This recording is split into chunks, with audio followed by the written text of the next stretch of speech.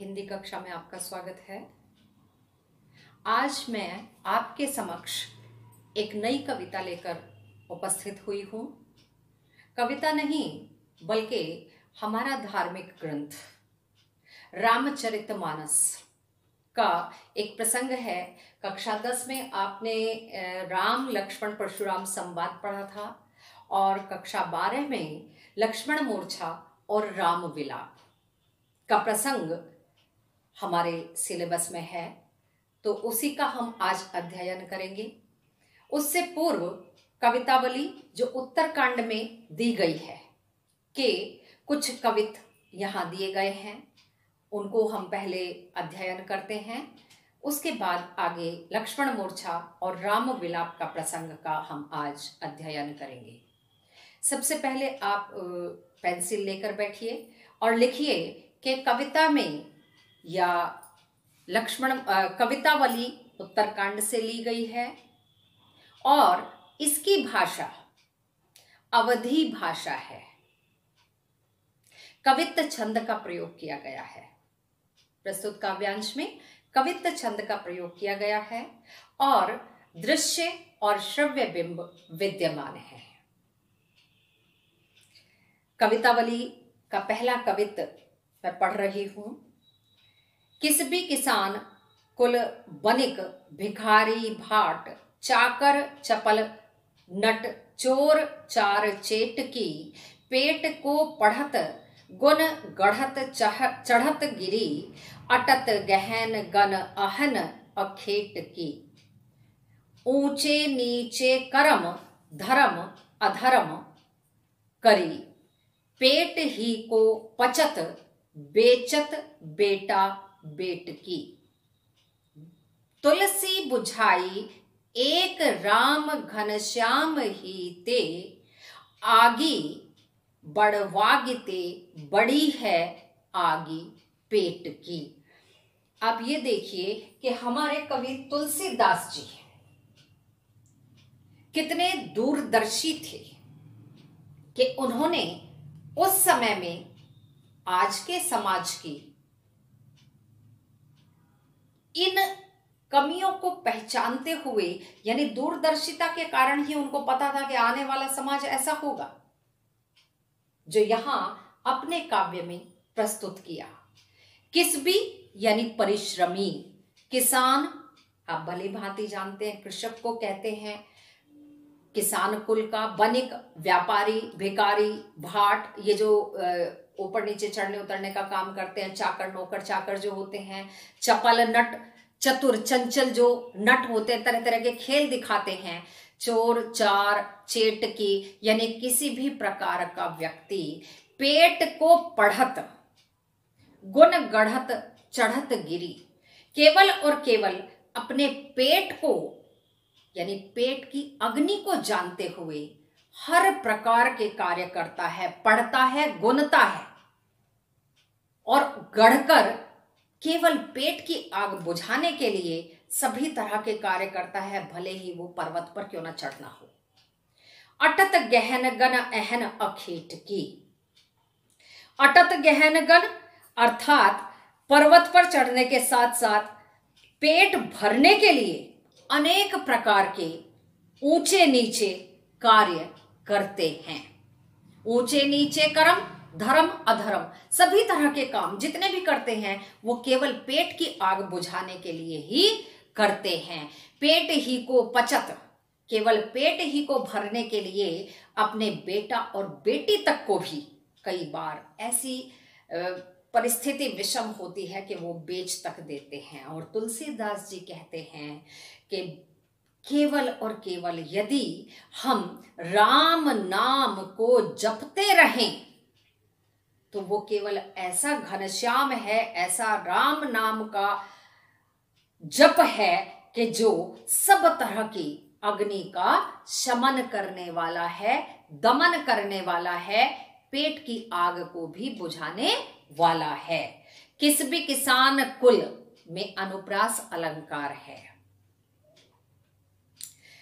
खेती न किसान को, भिखारी को न भीख, बलि बनिक को, वनिज न चाकर को चाकरी, जीविका विहीन लोग, सीध्यमान सोच बस, बेदहु पुराण कही, सीध्यमान सोच बस, कहे एक एकन सो, कहाँ जाई का करे, बेदहु पुराण कही, लोकहु बिलोकियत, साकरे सबे पै राम रावरे कृपा करी, दारिद दसानन दबाई दुनि दीन बंधु, दुरित दहन देखी, तुलसी इहा हाहा करी। दूसरा कवित्व जो दिया गया है कवितावली का, इसमें ये स्पष्ट किया गया है या स्पष्ट करते हुए तुलसीदास जी ने ये बताया है कि आज अकाल जैसी भयानक स्थिति समाज में उत्पन्न हो गई है। आर्थिक स्थिति यदि देखी जाए तो किसान की खेती नष्ट हो जाती है। देखो अभी पिछले दिनों बिहार में कितनी बाढ़ आई, कहीं तूफान आ जाता है, कहीं बाढ़ आ जाती है, किसान की खेती खत्म हो गई, भिखारी को भीख नहीं मिलती है, व्यापारी का व्यापार नहीं चल रहा। अब पिछले 7-8 महीनों में तो आप देख रहे हैं कि सभी जगह त्राही त्राही मची हुई है, क्योंकि कोरोना ने हाहाकार मचा रखा है। ये भी स्थिति, अब मैं तो दूरदर्शिता ही कहूंगी हमारे कवि तुलसीदास जी की, कि आज की स्थिति को उस समय में उन्होंने कैसे पढ़ लिया, कैसे जान लिया। किसान की खेती नहीं, भिखारी को भीख नहीं मिलती, व्यापारी का बिजनेस नहीं चल रहा है, किसी नौकर चाकर को कहीं चाकरी नहीं मिल रही। अब देख लो कितने घरों में नौकर चाकर आ रहे हैं और सब एक दूसरे से यही कह रहे हैं परेशान होकर कि क्या कहें, कहाँ जाएं, क्या करें। जीविका विहीन लोग, जिनके पास कोई कार्य नहीं है, जीविका चलाने का, जीविकोपार्जन का साधन नहीं है, सीध्यमान सोच बस, बड़ी गहर गंभीरता से सोचते हुए वो एक दूसरे से यही कह रहे हैं कि हम कहाँ जाएं, क्या करें ताकि पेट हम भर सकें, अपने परिवार का पालन पोषण कर सकें। वेदहु पुराण कही, वेद और पुराणों में भी ये कहा गया है, लोकहु बिलोकियत, लोग देख देख कर एक दूसरे को ये कह रहे हैं कि चारों तरफ बेरोजगारी, हाहाकार, आर्थिक मंदी फैली हुई है,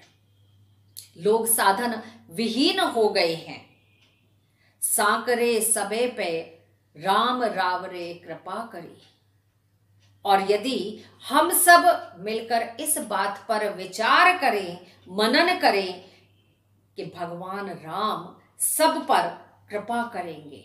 दारिद दसानन, दरिद्रता रूपी रावण, इस राक्षस को केवल और केवल एक राम नाम ही ऐसा है जो दबा सकता है, जिसका हमें जप करना होगा। दुनि दीन बंधु, वही इस दुनिया में सबका दीन बंधु है, दीनों का बंधु है, सबका रक्षक है। दुरित दहन देखी तुलसी हाहा करी। इस समाज की दुरित अवस्था को देखकर, नष्ट होने को देखकर तुलसीदास जी हाहा करने लगे। नेक्स्ट, धूत कहो अवधूत कहो, रजपूत कहो जोलाहा कहो को, काहू की बेटी सो बेटा न ब्याहु, काहू की जाति बिगार न सो। तुलसी सरनाम गुलामो है राम को, जाको रुचे सो कहे कछु ओहु। मांगे के खेबो मसीत को सोइबो, लेबो को एको न देबो को दो। तुलसीदास जी ने स्वयं के लिए इस कवित्व का निर्माण किया या लिखा।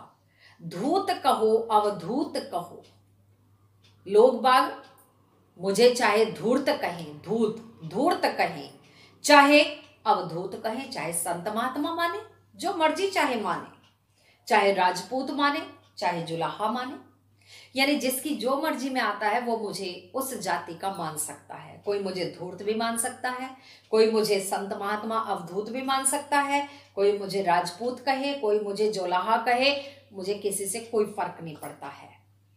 काहू की बेटी सो बेटा न ब्याहब। तुलसीदास जी ने यह बिल्कुल नहीं कहा कि मुझे अपनी बेटी किसी के बेटे से नहीं ब्याहनी है। उन्होंने कहा है किसी की बेटी से मुझे अपना बेटा नहीं ब्याहना।